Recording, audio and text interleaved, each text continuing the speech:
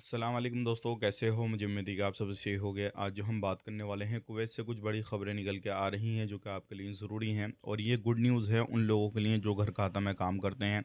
और बहुत सारे लोगों ने सवाल किया है छूट के हवाले से, तो उसके हवाले से हम बात करने वाले हैं। चैनल को आप पहली बार देख रहे हैं, सब्सक्राइब करें।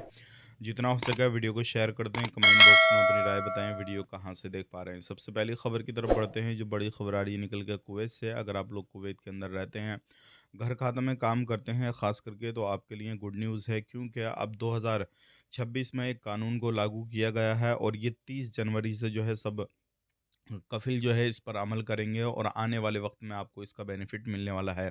कानून क्या है उसके बारे में हम पूरी डिटेल्स आपको पहले बता देते हैं। अगर कोई भी बंदा किसी कफ़िल के पास में घर खाता में कहीं पर भी काम करता है 1 साल, तो उसको जो सैलरी मिलने वाली है वो 13 महीने की मिलने वाली है। मतलब 1 साल के बाद में जो 1 महीना एक्स्ट्रा आएगा, उसको सैलरी 1 महीना एक्स्ट्रा की मिलने वाली है। अब उसको चाहे बोनस मानो या फिर कुछ भी मानो, लेकिन ये सभी लोगों को देना पड़ेगा और ये एक वर्कर का हक है, उसको मिलना चाहिए। मिनिस्ट्री ने ये साफ-साफ कह दिया है।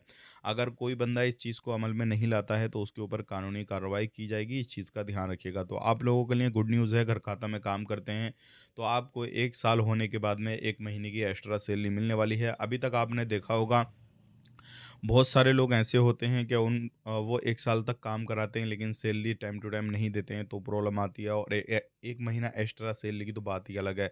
लेकिन अब सब लोगों को ये एक्स्ट्रा पेमेंट करना पड़ेगा। इसके बारे में आप क्या कहेंगे, कमेंट करके ज़रूर बताइएगा। अब यहाँ पर और चीज़ें भी क्लियर की गई हैं कि कोई भी बंदा अगर अपने काम करने के बाद में किसी भी तरीके से अगर उसने ड्यूटी कर ली, ड्यूटी करने के बाद में फ़ोन वगैरह चलाता है तो कोई इश्यू नहीं है। लेकिन उसमें ये मसला रहेगा कि कोई भी किसी भी घर की पर्सनल इन्फॉर्मेशन, पर्सनल जानकारी वो सोशल मीडिया पे शेयर नहीं कर सकता। ये चीज़ बताई गई है। और एक बंदा यानी कि घर खाता में जो काम करते हैं 12 घंटे ड्यूटी कर सकता है, उसके अंदर जो है उसका ब्रेक वगैरह भी मिलने वाला है और ज़्यादा उससे टाइम नहीं लिया जा सकता और 1 हफ्ता में 1 छुट्टी भी उसको मिलने वाली है और ये उसका हक है, अधिकार है, उसको मिलने वाला है। तो आप किस जगह पे काम करते हैं, घर खाता में, कंपनी में, कहाँ पर काम करते हैं? कमेंट करके ज़रूर बताइएगा।